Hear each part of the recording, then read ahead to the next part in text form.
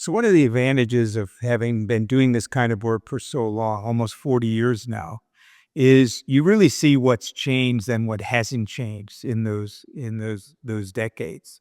And first, let's talk about some of the things that haven't changed. First of all, the basics of good leadership haven't changed.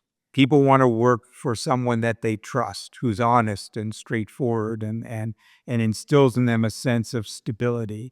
They want someone who inspires them to a vision of the work they're doing as being something worthy that makes a difference for clients, for communities, and for people. They want to feel valued and appreciated and involved so they can bring their whole brain and their whole self to work. None of that has changed. So some of the leadership basics, you almost think of that as leadership 101, that hasn't changed. What made you a great leader 40 years ago is what makes you a great leader today. But the environment, the envelope in which we lead has changed radically. And a couple things come to mind. First, the pace of change. We used to talk, in the 1990s about, adapting to change as if change would happen and then you'd have a long period of stability. Then we talked about whitewater change. Well, it was constant. Well, now actually, you have to be the disruptor before you get disrupted. And, one of the things I think about this pace of change is that the challenge for leadership now is to be disruptive before you get disrupted by someone else. So change is now your job.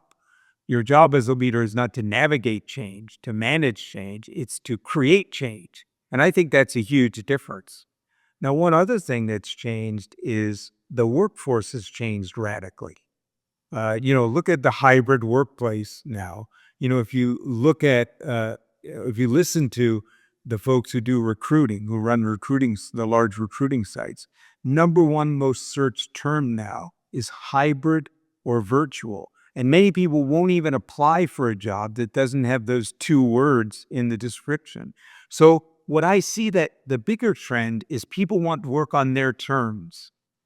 And that's a big shift for employers because for years it was, these are our terms. Now workers are saying, these are my terms. And so those two things, the pace of change and the need to disrupt, and workers who want things on their terms and are willing to leave if they don't get it, even if they don't have another job, that's a big shift.